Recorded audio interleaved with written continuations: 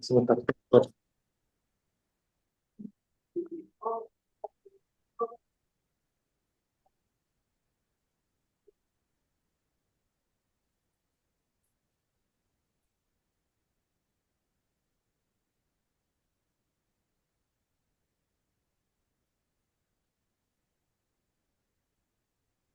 Oke. Eh, Assalamualaikum warahmatullahi wabarakatuh. Selamat pagi semua. Perkenalkan, saya Pagi. Abdillah. Kita dari kelompok 2 gelombang 13 angkatan 87 akan melakukan podcast beserta 8 rekan lainnya yang berjudul dengan isu yang sekarang sedang berkembang dan menjadi perhatian adalah penetapan 36 bandara internasional di Indonesia. Baik, di sini kita akan menjelaskan sudut pandang lebih lanjut dimulai dari narasumber yang pertama. Silakan.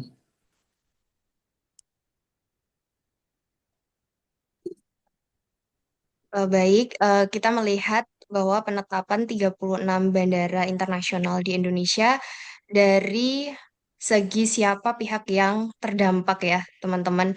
Jadi penetapan ini tentunya memberikan dampak yang sangat besar, khususnya di masyarakat lokal di area penetapan bandara, yang mana dari penetapan ini kita bisa melihat dampak positifnya bahwa nanti akses masyarakat untuk penerbangan luar negeri itu tentunya lebih mudah, kemudian peluang kerja serta ekonomi daerah itu bisa tumbuh. Namun tentu di sisi lain ada dampak negatif bagi masyarakat, yang mana ini masyarakat di sekitar itu bisa terbebani jika infrastruktur itu tidak siap, dan ini juga akan berlanjut jika semisal ada status bandara itu akan dicabut. Kemudian pihak lain yang mungkin akan terdampak itu ada pemerintah daerah di mana APBD daerah akan meningkat, kemudian pembangunan infrastruktur juga akan meningkat. Namun untuk dampak negatifnya tentunya pemerintah daerah itu akan terbebani dari segi anggaran, yang mana di area sekitar bandara itu perlu juga disiapkan untuk eh, akomodasi yang sudah berstandar internasional. Kemudian juga pihak lainnya, ada pengelola bandara dan maskapai, kemudian dari segi pihak industri pariwisata dan UMKM, serta juga pemerintah pusat, itu juga pasti terdampak. Begitu, Mas.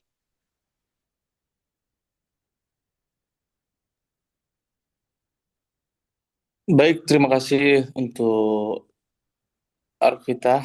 Setelah itu boleh dilanjutkan oleh narasumber selanjutnya.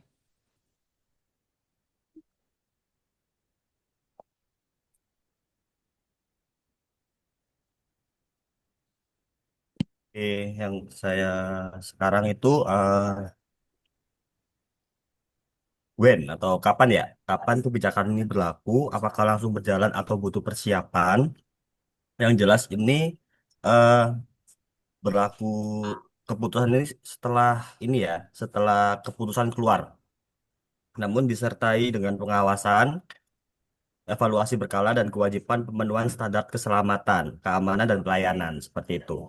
Jadi kalau semisal untuk tanyakan kapan kebijakan ini berlaku, yang jelas persiapannya harus matang karena kan juga tidak apa tidak mungkin kalau semisal tidak ada persiapan sama sekali gitu sih. Mungkin bisa saya kembalikan lagi ke moderator. Hmm, Baik, terima kasih atas penjelasannya. Selanjutnya bisa di mana saja lokasi bandara internasional? Boleh dijelaskan? Baik, untuk lokasi bandara internasional itu tidak hanya di Pulau Jawa saja, dia ada di Pulau Sumatera, Kalimantan, di Sulawesi, Nusa Tenggara hingga Papua. Dan itu ada total 36 bandara yang akan dijadikan bandara internasional.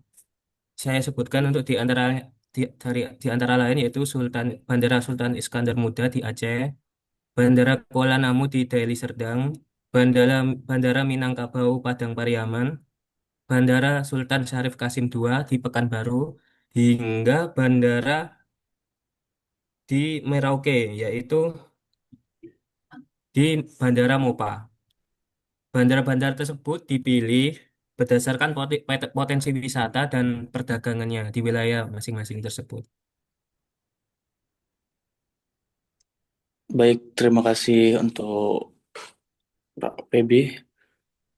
Begitu ada beberapa banyak bandara di Indonesia nih. Selanjutnya saya akan menanyakan tentang mengapa perlu ada penetapan ini.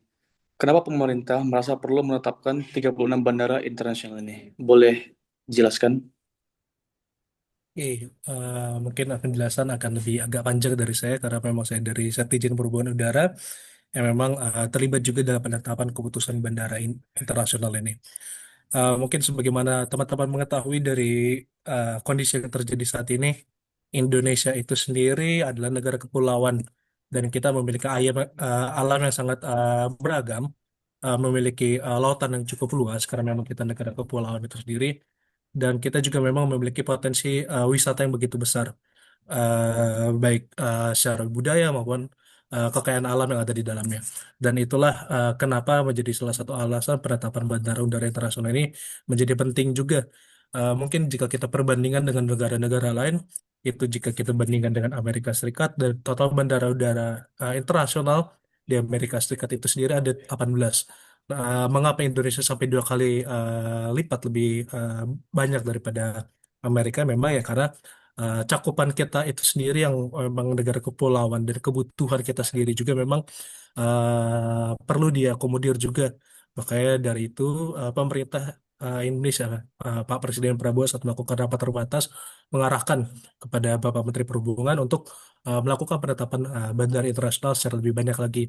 Dikarenakan sebelumnya di tahun 2024 penetapan bandar udara internasional ini sebelumnya pernah dilakukan pencabutan dari yang sebelumnya 34, kemudian disesuaikan menjadi 17 melalui KM 41 tahun 2024. Namun ketika pemerintahan baru Pak Prabowo memimpin, Pak Prabowo melihat bahwasanya potensi Indonesia ini bisa dijadikan lebih maju lagi.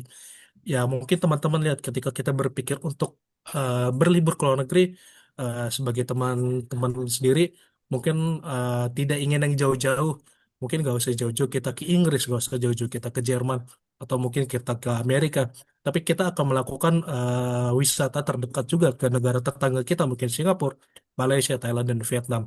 Hal itulah yang menjadi dasar mengapa Pak Presiden Prabowo menetapkan dan ingin menetapkan bandara udara internasional Indonesia lebih banyak lagi, dikarenakan memang Indonesia ini masih kalah saing secara turisme turisme internasional. Kita jauh banget kalah saing dengan negara-negara tetangga kita gitu.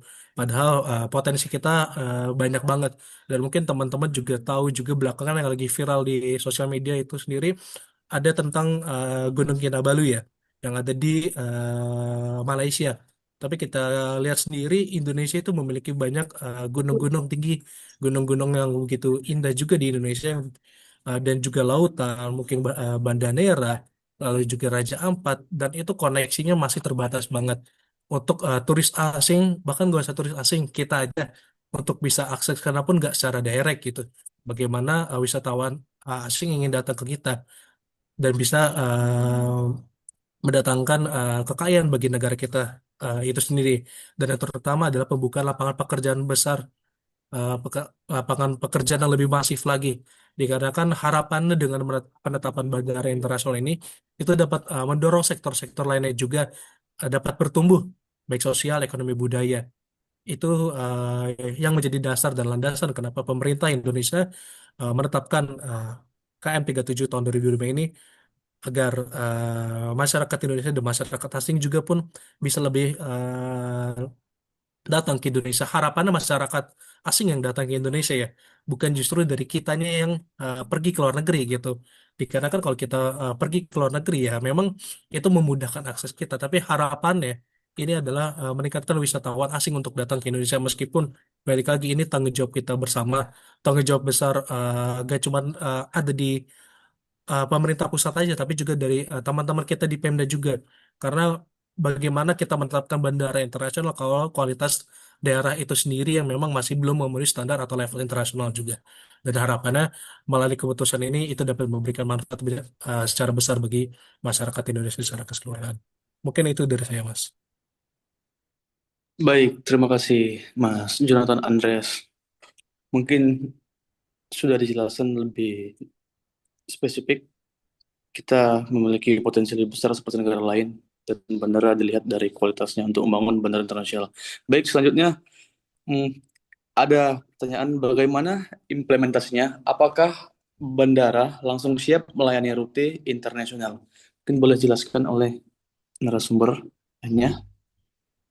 Baik, menurut saya bagaimana implementasinya, saya rasa mungkin belum bisa langsung seluruh daerah di Indonesia untuk mengakomodir menjadi bandara internasional karena banyaknya juga apa namanya ada belum ada permintaan pasar mungkin ya karena maskapai asing taunya hanya daerah strategis seperti Jakarta dan Bali, juga keterbatasan dari SDM untuk mencari CIQ di daerah tersebut. Tugasnya bisa diakali dengan bagaimana kita promosi di daerah tersebut agar maskapai dari luar negeri tertarik untuk masuk di bandara tersebut, dan akan dibuat evaluasi selama setiap 2 tahun. Artinya ketika bandara itu sepi, kemungkinan pun bisa ditutup lagi. Menurut saya seperti itu.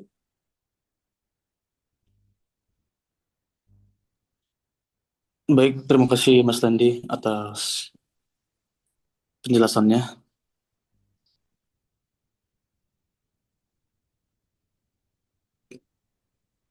Kita akan bahas isu dan aksesibilitas dan konektivitas. Boleh dijelaskan? Baik, Assalamualaikum warahmatullahi wabarakatuh. Selamat pagi. Eh, mungkin dari saya terkait penetapan 36 bandara internasional, isu dan elektabilitasnya, yang pertama terjadinya ketimpangan aksesibilitas wilayah. Saya memandang bahwa aksesibilitas di wilayah terpencil atau pulau-pulau kecil dan perbatasan tidak hanya mengandalkan moda udara. Oleh karena itu, sinergi antara moda udara dan moda laut harus terbangun, terutama dengan adanya pelabuhan pengumpul dan pelabuhan pengumpan regional. Itu harus diperkuat untuk mendukung konektivitas antara armada, Mas. Terus tindakan-tindakan strategisnya, yang pertama pengembangan pelabuhan laut yang terintegrasi dengan bandara internasional di wilayah pesisir. Terus yang kedua ada optimalisasi program tol laut dan jembatan udara sebagai bagian dari konektivitas nasional.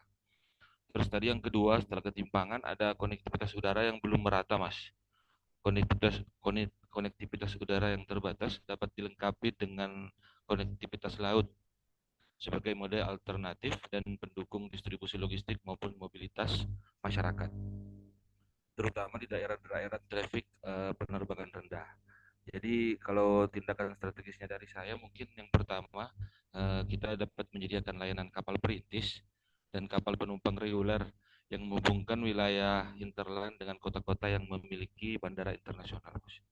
Kemudian yang kedua, mendorong hubungan logistik laut dekat dengan bandara untuk efisiensi distribusi barang. Kemudian yang ketiga, setelah konektivitas tadi, ada ketergantungan pada Jawa sebagai pusat konektivitas. Jadi untuk mengurangi ketimpangan tersebut, konektivitas antar wilayah, mungkin dari saya perhubungan laut mendukung pengembangan koridor laut di luar Jawa seperti koridor Sulawesi, ada Maluku, Papua dan Sumatera, serta Kalimantan, agar kiranya mampu menopang pertumbuhan bandara internasional yang ada di Pulau Jawa. Untuk tindakan strategisnya sendiri, yang pertama ada modernisasi pelabuhan non Jawa dan peningkatan kapasitas terminal peti kemas, Mas. Kemudian bisa juga adanya sinkronisasi terkait rencana trayek pelayanan dengan rencana rute penerbangan internasional. Kemudian lanjut yang keempat, setelah ketergantungan pada Jawa tadi, ada tantangan konektivitas darat dan dari bandara. Di sini peran laut sangat penting dalam mendukung aksesibilitas ke bandara yang berada di wilayah kepulauan atau pesisir. Di banyak daerah, akses utama menuju bandara internasional bisa jadi bukan hanya jalan darat, Mas. Ada juga melainkan jalur laut. Tindakan strategisnya di sini mungkin pembangunan dermaga-dermaga, penyeberangan atau pelabuhan kecil di sekitar kawasan bandara. Terus yang kedua, integrasi transportasi laut dan udara dalam perencanaan kawasan strategis nasional. Yang kelima, mungkin di sini peran strategis bandara dalam konektivitas geopolitik dan pertahanan, Mas. Sebagaimana bandara, pelabuhan laut juga memiliki peran strategis dalam pertahanan negara. Oleh karena itu, integrasi sistem transportasi udara, laut menjadi kunci dalam mendukung logistik militer, eh, penyaluran bantuan kemanusiaan, dan mungkin respons bencana, Mas. Tindakan strategisnya sendiri, yang pertama menyiapkan pelabuhan laut sebagai backup logistik dalam skenario darurat nasional. Yang kedua, penguatan sinergi dengan TNI Angkatan Laut, Basarnas, dan BNPB dalam membangun sistem tanggap darurat bencana. Kesimpulannya di sini, penetapan 36 bandara internasional harus dilihat sebagai bagian dari sistem transportasi multimoda nasional. Konektivitas udara tidak bisa berdiri sendiri, tetapi harus diperkuat dengan transportasi laut, terutama untuk wilayah kepulauan terkecil. Sinergi antara bandara dan pelabuhan, antara transportasi udara dan laut menjadi kunci untuk memastikan pemerataan akses, pertumbuhan ekonomi wilayah, serta ketahanan nasional secara menyeluruh. Mungkin itu jawaban dari saya, Mas. Terima kasih, saya kembalikan ke moderator. Baik, terima kasih Mas Muhammad Asep. Terima kasih atas penjelasannya. Setelah itu kita akan membahas tentang apa tantangan dan hambatan penetapan ini bisa terjadi. Boleh dijelaskan? Baik, terima kasih. Dengan adanya penetapan 36 bandara ini tentunya memiliki beberapa tantangan dan hambatan seperti kesiapan infrastruktur. Bandara mungkin beberapa belum memiliki fasilitas lengkap untuk disebut sebagai bandara internasional, seperti terminal kedatangannya, karantina, dan imigrasi. Yang kedua, biaya operasional. Biaya operasional yang belum mendukung seperti biaya pembangunan, peningkatan fasilitas, navigasi udara, karena apabila permintaan trafiknya rendah, otomatis tidak bisa menutup biaya operasional. Yang ketiga, adalah promosi. Untuk menarik penerbangan internasional, perlu adanya promosi yang menarik dan gencar agar wisatawan asing dapat mengetahui dan memilih rute bandara tersebut. Karena tanpa adanya promosi, bandara mungkin hanya dimanfaatkan oleh warga negara Indonesia aja yang akan keluar negeri. Yang selanjutnya, kondisi geografis. Banyak daerah terpencil yang memiliki destinasi menarik yang infrastrukturnya kurang, seperti akses jalannya yang kurang baik, akomodasi dan layanan publiknya yang belum memadai. Mungkin dari saya cukup, Mas. Saya kembalikan ke moderatornya. Terima kasih. Terima kasih Mbak Nurul Aulia.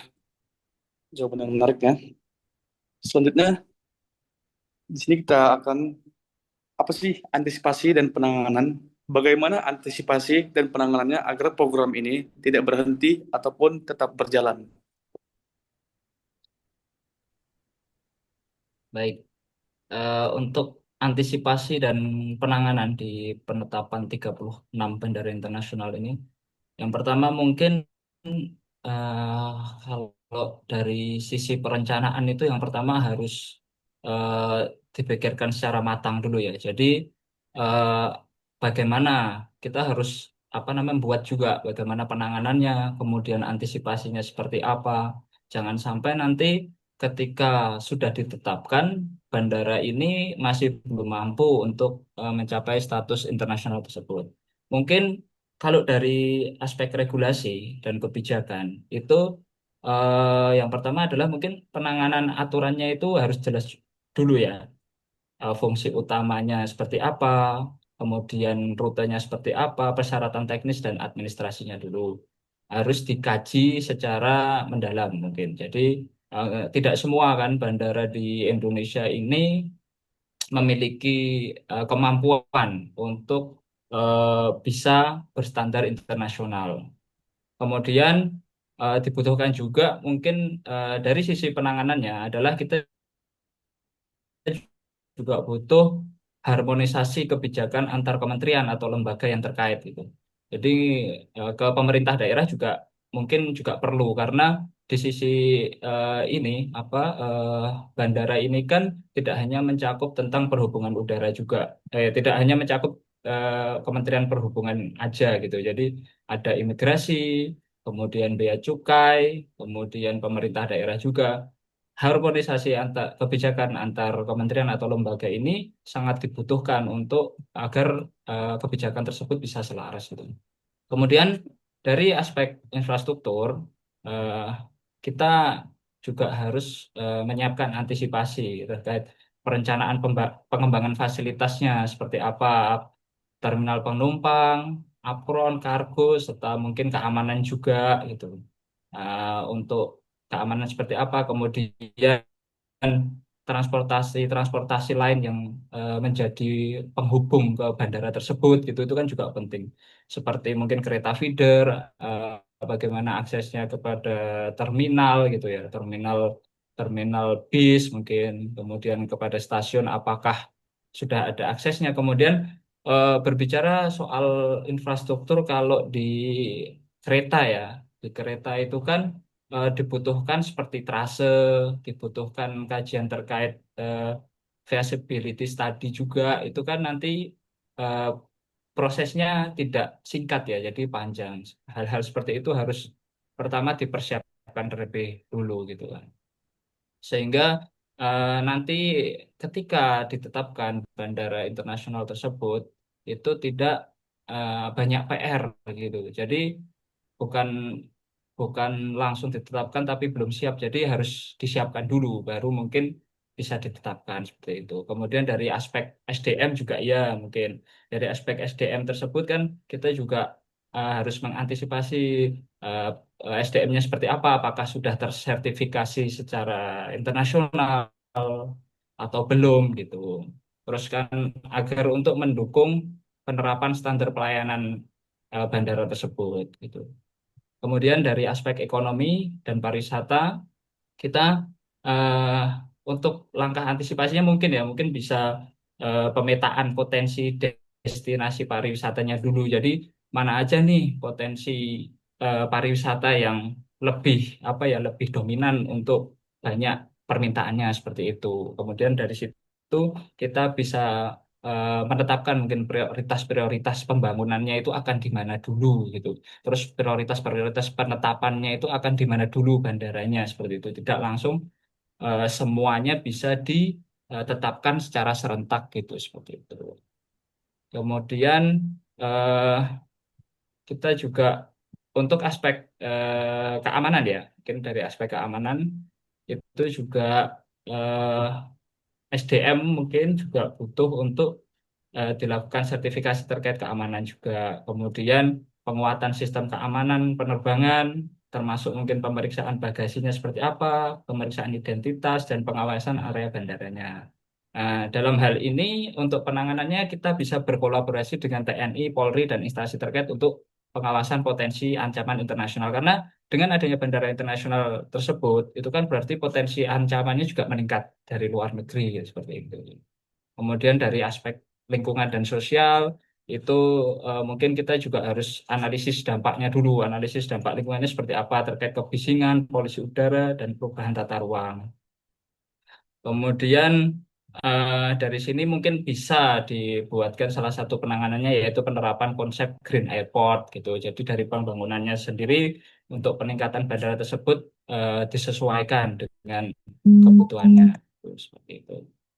Jadi kemudian mungkin terakhir ya untuk ke publik ke masyarakat juga dibutuhkan juga sosialisasi transparan gitu, mengenai alasan rasional ya agar masyarakat daerah itu tidak merasa dirugikan karena kalau kita lihat eh, apa pengalaman yang sudah ya seperti tol yang dari Jogja Solo itu kan juga banyak juga masyarakat yang merasa bahwa apa namanya dirinya dirugikan dengan adanya tol tersebut, mungkin UMKM sekitar dan lain sebagainya. Hal itu juga perlu juga apa kajian lebih lanjut ya. Kemudian sosialisasi juga ke masyarakat agar masyarakat tidak salah dalam menerima informasi tersebut. Ya, mungkin dari saya terkait antisipasi dan penanganan terkait 36 bandara internasional ini seperti itu ya. Mungkin saya kembalikan lagi ke moderator, silakan. Baik, makasih atas penjelasannya Mas Satria Agung Pamudi. Ya. Kita sudah mendengar semua dari